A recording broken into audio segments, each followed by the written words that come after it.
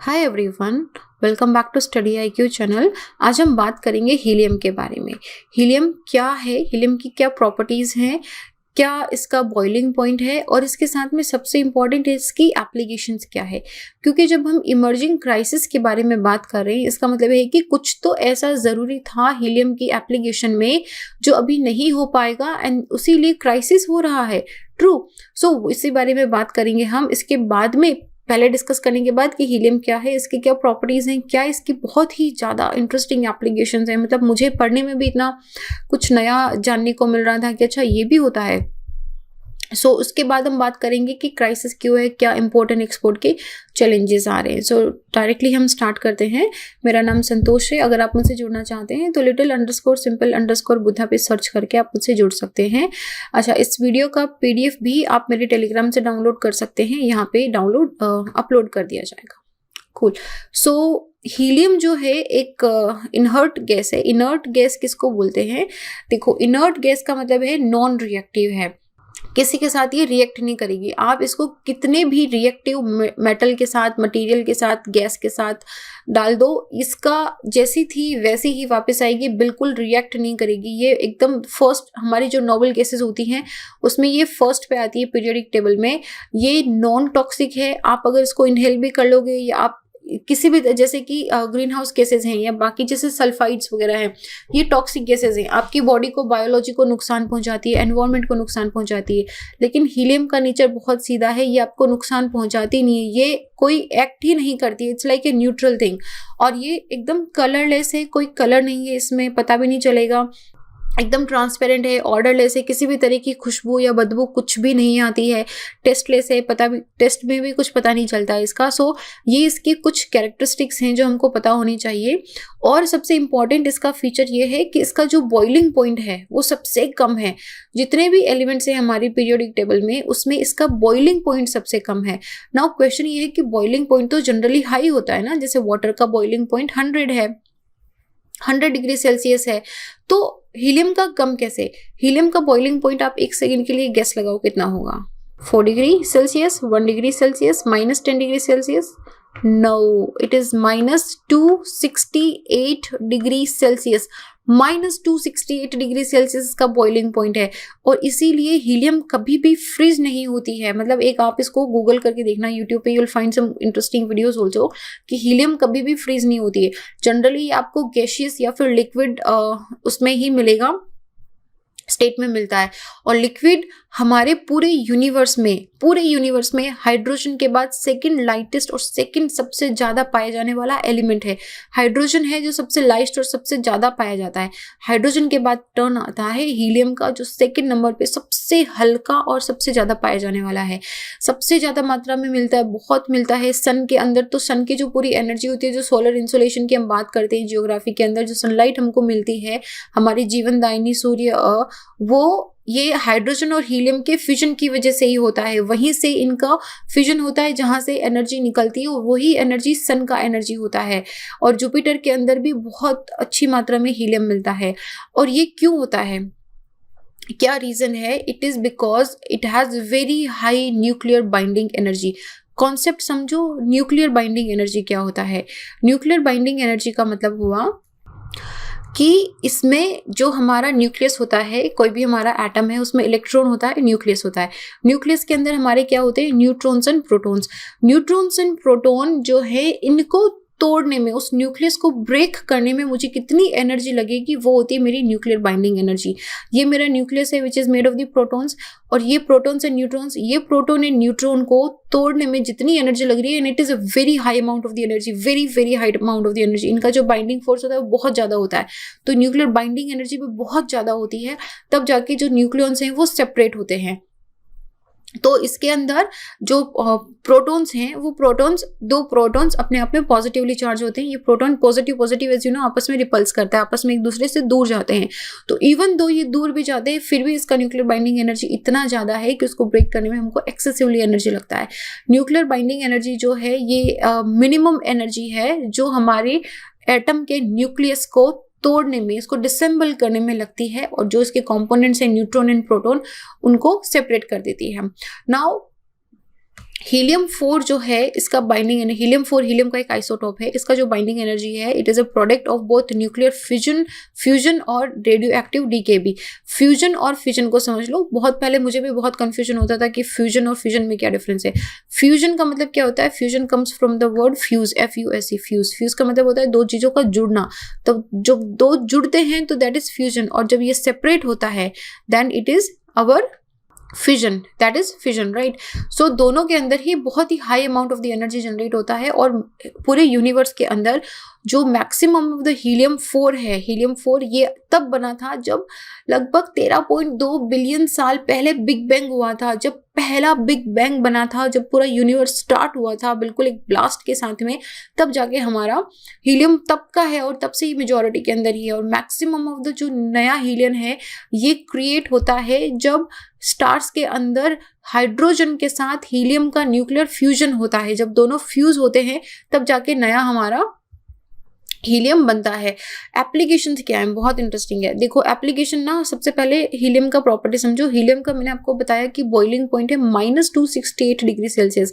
इसका मतलब है ये बहुत ठंडा रहता है, इसकी ना क्रायोजेनिक प्रॉपर्टीज होती है, इट इज एक्सट्रीमली कूल। तो ये एक्सट्रीमली कूल है और बहुत लो टेम्परेचर पे भी ये फ्रीज नहीं होता है। आप इसको -268 के अंदर भी ये फ्रीज नहीं होगा, ये लिक्विड में रहेगा। तो लिक्विड हीलियम का इतना लो बॉइलिंग पॉइंट है, तो इसकी जरूरत तब हमको पड़ती है जब नाइट्रोजन, जिसका बॉइलिंग पॉइंट अराउंड -170 और -90 डिग्री सेल्सियस है, इससे नीचे अगर हमको किसी चीज को ठंडा रखने में बॉइलिंग पॉइंट चाहिए, तब हमको लिक्विड हीलियम की जरूरत पड़ती है। हमारे जो MRI स्कैनर्स होते हैं, जब हम बॉडी का MRI स्कैन करवाने के लिए जाते हैं तो उसमें सुपर कंडक्टर्स होते हैं। ये सुपर कंडक्टर्स बहुत हीट अप हो जाते हैं। जो ये हीटेड अप सुपर कंडक्टर्स हैं, इनको कूल रखने के लिए एज ए कूलेंट में वर्क करता है liquid helium. That is it's one of the perfect element जो सुपर कंडक्टिविटी को कूल रखता है। फिर इसका और भी अच्छा एप्लीकेशन है रॉकेट इंजीनियरिंग के अंदर। रॉकेट इंजीनियरिंग में कैसे है मैं आपको एक डायग्राम से बता देती हूँ। तो ये हमारा यहाँ पे रॉकेट है, फ्यूल है एंड इंजन है। तो ये फ्यूल को इंजन तक पहुंचना होता है। फ्यूल में हम इसको यूज करते हैं लिक्विड हाइड्रोजन एंड हम यूज करते हैं इसमें ऑक्सीजन को। सो व्हाट हैपेंस कि यहाँ से बहुत लो टेम्परेचर होता है, तो उसमें liquid hydrogen and oxygen freeze हो जाते हैं, वो जम जाएगा। जम जाने से ये जो पाइप है जिसके थ्रू ये हम हमारे फ्यूल को इंजन तक पहुंचा रहे हैं, ये जा नहीं पाता है। ये फ्रीज होने की वजह से हम क्या करते हैं, यहाँ पे हीलियम की हेल्प लेते हैं। ना हीलियम का प्रॉपर्टी क्या है, नॉन टॉक्सिक है, इनर्ट है, रिएक्ट नहीं करेगा, खुद नहीं जलेगा, ये इंजन में जाके खुद बिल्कुल भी बर्न आउट नहीं होता है, क्योंकि इतने कम टेम्परेचर भी हीलियम लिक्विड में रहेगा। तो ये क्या करता है, यहाँ से इस पाइप में हम इसको हीलियम को पुश करते हैं, हीलियम को डालते हैं, तो ये जो liquid hydrogen and oxygen freeze हो गया है, जो सॉलिड होके पाइप में जम गया है, इंजन तक नहीं पहुंच रहा है, उसको ये पुश करके इंजन तक पहुंचाता है। तो ये उनको बर्न आउट होने में हेल्प करता है, ये उसको एक्सपेंड करता है और उस फ्यूल को इंजन तक फोर्स करता है। तो हीलियम सिर्फ एक इनर्ट गैस है, बर्न नहीं होगा, वो खुद एक हमारा फ्यूल नहीं है, हीलियम फ्यूल नहीं है, हीलियम बस हेल्प करता है। फिर helium as a coolant use होता है हमारा न्यूक्लियर रिएक्टर्स के अंदर भी। न्यूक्लियर रिएक्टर्स में क्या होता है, हमारी न्यूक्लियर रोड्स होती है, न्यूक्लियर रोड्स बहुत हीटेड अप हो जाती है, उनको टेम्परेचर कंट्रोल करके रखना पड़ता है। तो उस टेम्परेचर कंट्रोल करने के लिए बहुत ज्यादा एक्सेसिवली टेम्परेचर होता है, तो उसको कंट्रोल करने के लिए फिर से हम लिक्विड हीलियम का यूज करते हैं as a coolant. Then in the industrial leak detection also, मान लीजिए इंडस्ट्री में जो पाइप्स है उनमें कोई मटेरियल जा रहा है एंड कहीं पे लीक हो गया, हमें पता नहीं चल रहा, तो हमने क्या करा, क्योंकि हमको पता है कि हीलियम का प्रॉपर्टी रेडियो एक्टिव भी है, हमने क्या करा, और हमको पता है कि हीलियम को आप किसी भी मटेरियल में डाल दो रिएक्ट करेगा ही नहीं, जैसा गया है वैसा ही आएगा, उसको कोई नुकसान नहीं पहुंचाएगा, खुद नुकसान में होगा नहीं। तो हमने इसमें क्या करा, हीलियम का फ्लो करवा दिया। अभी हम यहाँ पे न्यूक्लियर डिटेक्टर यहाँ पे हमारा रखेंगे, जहाँ पे हमको रेडियो एक्टिव डिटेक्टर रखेंगे। ये रेडियो एक्टिव डिटेक्टर को हम यहाँ पे घुमाएंगे, मान लो यहाँ पे लीक है, तो यहाँ पे लीक पे ये रेडियो एक्टिव जो डीके है यहाँ से हमको डिटेक्ट हो जाएगा और हमको पता चल जाएगा अच्छा यहाँ पे लीक है। हम जो बलून्स यूज करते हैं उस बलून के अंदर भी हमारा न्यूक्लियर यूज हमारा हीलियम यूज होता है। अच्छा, जो डाइवर्स होते हैं, जो नीचे शिप में आपने देखा होगा स्कूबा डाइविंग करते हैं, जिंदगी ना मिलेगी दोबारा में भी वो लोग स्कूबा डाइविंग करते हैं, राइट, एग्जैक्टली। तो वो तो ऊपर सरफेस पे थे, जो बहुत नीचे डीप सरफेस में कुछ किलोमीटर्स डाउन पे करते हैं, तो जितना आप पानी के नीचे जाओगे आपके लंग्स पे प्रेशर एक्सट्रैक्ट होता है। इसके लिए आपका जो डाइवर सूट होता है वो भी स्पेशली बना हुआ होता है कि आपकी बॉडी का प्रेशर को मेंटेन रखता है। तो ऐसे में जब हम गैस ब्रीथ करते हैं तो जनरली हमारी जो गैसेज होती है वो होती है नाइट्रोजन या फिर ऑक्सीजन। तो ऐसे में क्या होता है कि हम इसमें नाइट्रोजन कंटेंट को हटा देते हैं पूरा, ऑक्सीजन को कर देते हैं कम और उसमें हीलियम को मिक्सचर कर देते हैं, जिसकी वजह से क्या होगा कि हमारा जो लंग पे प्रेशर है वो नहीं पड़ेगा। मतलब उनको एक कुछ टॉक्सिसिटी बोलते हैं, मुझे एग्जैक्टली वर्ड याद नहीं आ रहा है, बट दैट इज उसका इम्पैक्ट नहीं होता है। Then the helium neon lasers also, आपने देखा होगा ऐसे बारकोड रीड करते हैं टिंग टिंग टिंग करके, सो दैट लाइक हम लोग कुछ भी परचेज करते हैं तो उसमें बारकोड लगा हुआ होता है आजकल, उसको रीड करने में हीलियम का काम आता है। Then gas chromatography, gas chromatography एक ऐसी लैब की टेक्निक होती है जिसमें जो डिफरेंट गैसेज मिक्स हो जाती है उनको सेपरेट करा जाता है, तो उसमें हीलियम का यूज होता है। नाउ हीलियम का हमारी बॉडी पे बायोलॉजिकली कोई इम्पैक्ट नहीं होता है, हमारी ह्यूमन ब्लड में ये मिक्स भी हो जाएगा तो भी इसका कोई इम्पैक्ट नहीं होगा। लेकिन अगर हम इसको इनहेल कर लेते हैं ना तो हमारी वॉइस थोड़ी सी चेंज हो जाती है, it become like a duck type voice. तो ये मतलब शेल्डन, अगर आपने बिग बैंग थ्योरी देखा है तो उसके अंदर एक एपिसोड था जिसमें शेल्डन कोई इंटरव्यू दे रहा होता है, तब क्रिप की अंदर उसमें से हीलियम गैस को फ्लो करवाता है तो शेल्डन का वॉइस चेंज हो जाता है। So I'm just going to show you a very small clip on how does it sound. Consider an ordinary magnet, which has, as even the most uneducated in your audience must know, two poles. North and south pole. If you cut that in half, you have two smaller magnets, each with its own. Exactly. So this is how you would sound if you inhale the helium. So and this was just a fun part. Okay, let's come back to the topic. So what are the import challenges for now? We have know that what are the applications of the helium. तो उसके बाद हमको ये जानना है कि मतलब अभी देखो हम उसका बिल्कुल बंद तो नहीं कर सकते। अच्छा, इंपोर्ट एंड एक्सपोर्ट जानने से पहले ये जरूरी है कि हीलियम को बनाते कैसे हैं, आती कहाँ से है हीलियम।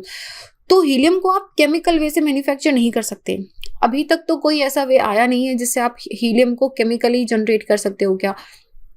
फिर है नेचुरल तरीके से जो हीलियम हमारे पास है उसको हम एक्सट्रैक्ट करें, तो उसमें हमारे पास 3 तरीके हीलियम है। पहला है कि हम एटमॉस्फेयर से ले लें। नाउ एटमॉस्फेयर के अंदर हीलियम क्योंकि बहुत हल्की है तो जनरली ये अपर एटमॉस्फेयर में पाई जाती है, जहाँ पे एग्जॉस्फेयर हमारे स्पेस से मिल जाता है। तो नीचे के हमारे जो ट्रोपोस्फेयर या जो हमारा लोअर एटमॉस्फेयर है वहाँ पे हमको बहुत ही कम हीलियम मिलेगी। तो और अगर मिलेगी भी तो वो जो उसको एक्सट्रैक्ट करना है, उसको वहाँ से निकालना है, वो बहुत ज़्यादा महंगा है। लाइक अगर आप उसको रॉक से निकालते हो तो उससे 10,000 गुना ज़्यादा महंगा है एटमॉस्फेयर से एक्सट्रैक्ट करना, तो उसको तो छोड़ ही दो। फिर आता है हमारा रॉक के अंदर, जो रॉक्स होती हैं हमारी, जो या तो जो रेडियो एक्टिव डीके हो रहा होता है उससे, या फिर कभी कभी रॉक के फॉर्मेशन के अंदर हीलियम कैप्चर हो जाती है, तो वहाँ से आप हीलियम को एक्सट्रैक्ट कर सकते हो। थर्ड आपका ऑप्शन है कि हमारा जो पेट्रोलियम या नेचुरल गैस निकलता है, जो एंटीक्लाइन प्रोसेस होता है हमारा, इसमें यहाँ पे पेट्रोलियम होता है, नेचुरल गैस होती है, तो यहीं पे कभी कभी हीलियम भी ट्रैप आपको मिलती है। तो जब आप इसको ड्रिल करके निकालते हो तो यहाँ से आपको हीलियम का प्रोडक्शन भी मिलेगा, तो इस हीलियम को भी आप रख सकते हो। तो हमारे पास 3 तरीके हैं। तो ऐसे में इंडिया को पास अभी इतना टेक्नोलॉजी नहीं है, हम हमारी तरफ से हीलियम को एक्सट्रैक्ट नहीं करते हैं। ऐसे में हम यूएसए से इम्पोर्ट करते थे, तो अभी तक हम लोग 50,000 करोड़ रुपए तक का हीलियम हर साल यूएसए से इम्पोर्ट करते थे। बट अभी यूएसए ने हीलियम के एक्सपोर्ट में कट डाउन कर दिया, तो अभी इंडियन इंडस्ट्रीज जो है उनको हो रहा है नुकसान। तो अभी नुकसान तो झेल नहीं सकते, सोल्यूशन तो निकालना पड़ेगा। सोल्यूशन में क्या करेंगे, सबसे पहले हम देखते हैं कि भाई हम खुद से कैसे निकाल सकते हैं। 50,000 रुपए करोड़ हर साल में दे रहे हैं हम, तो क्या हम खुद से नहीं इसको एक्सट्रैक्ट कर सकते हैं? तो हम क्या करेंगे, इसको एक्सप्लोर करेंगे, एक्सट्रैक्ट करेंगे और रिसर्च एंड डेवलपमेंट के थ्रू विल जस्ट सी की what we can do. Other method is Satyendra Nath Bose जो है हमारे, इन पे बोस आइंस्टाइन कंडेंसेट भी है, इन्होंने एक जगह पे हीलियम को ढूंढा था। तो ये एक बार कहीं पे गए थे, शांति निकेतन वेस्ट बंगाल के पास में बरकेश्वर नाम का एक गांव है। इस बरकेश्वर नाम के गांव में जब ये गए तो उन्होंने देखा कि एक गांव में एक टैंक के अंदर पानी अपने आप बॉईल हो रहा है नेचुरली।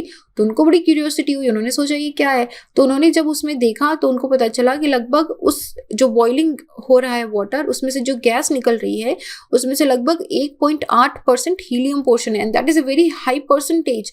मतलब उस बॉइलिंग गैस में से अगर आपको 1.8% हीलियम मिल रही है तो मतलब बढ़िया है, आपकी विन विन सिचुएशन है।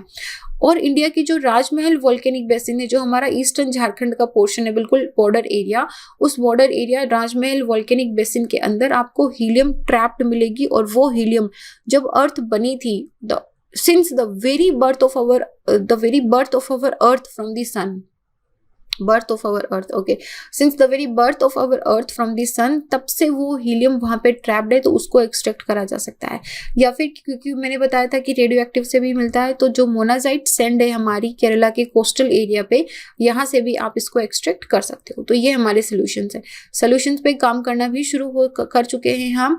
एटॉमिक मिनरल डिवीजन जो हमारा डिपार्टमेंट ऑफ एटॉमिक एनर्जी का है, they have already started working कि किस तरीके से हम इसको मेजर करेंगे, सर्वे करना स्टार्ट कर दिया है, तो थोड़ा बहुत कम होना स्टार्ट हो गया है इसका। तो this was about the helium. I hope you guys found it some new knowledge also, a little interesting also. तो you can tell me in the comment section also. और इस वीडियो का PDF मेरे टेलीग्राम से download कर लेना, little_simple_buddha। Plus आप अगर मुझसे जुड़ना चाहते हैं तो मुझे इंस्टाग्राम पे भी जुड़ सकते हैं। This is it here. I'll see you guys in the next lecture. Till then, be happy. जय हिंद।